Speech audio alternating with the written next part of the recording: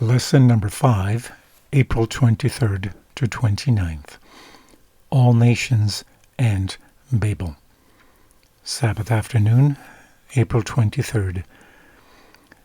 Read for this week's study Genesis 9:18 to 11:9, Luke 10:1, Matthew 1:1 to 17, Luke 1:26 to 33, Psalms 139, 7 through 12, Genesis 1:28, and Genesis 9:1.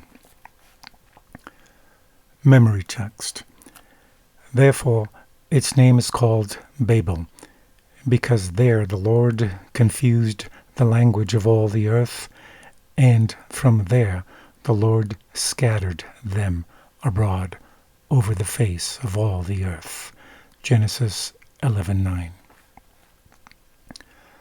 After the flood, the biblical account shifts from a focus on the single individual, Noah, to his three sons, Shem, Ham, and Japheth.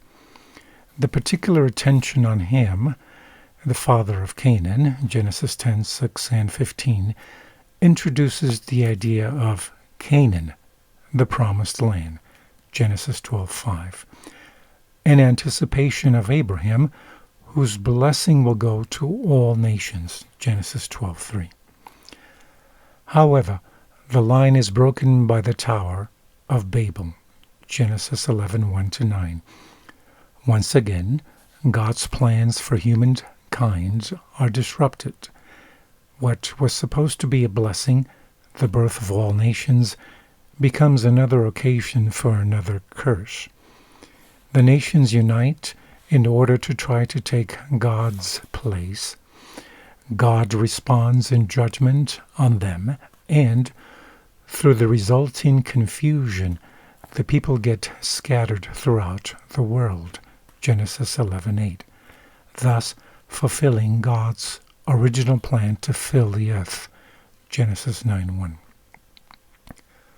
In the end, in spite of human wickedness, God turns evil into good. He has, as always, the last word.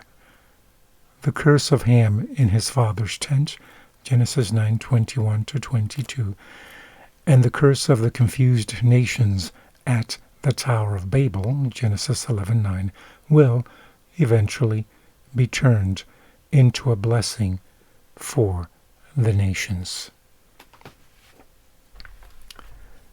From the book The Story of Redemption, page 72, it says, some of the descendants of Noah soon began to apostatize.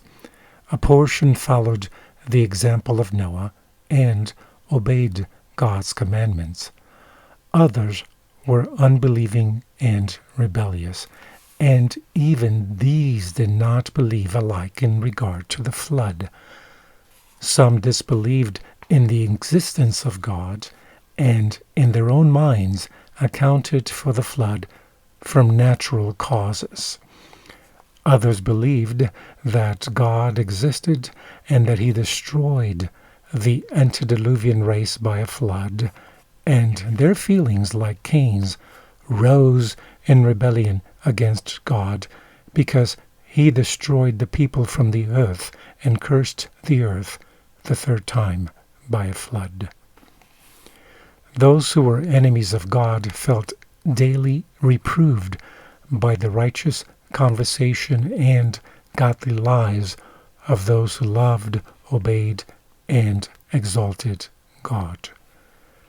The unbelieving consulted among themselves and agreed to separate from the faithful, whose righteous lives were a continual restraint upon their wicked course. They journeyed a distance from them and selected a large plain wherein to dwell.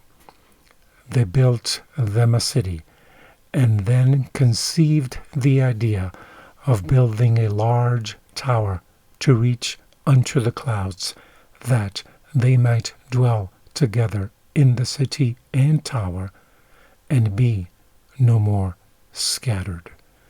The Story of Redemption, page 72.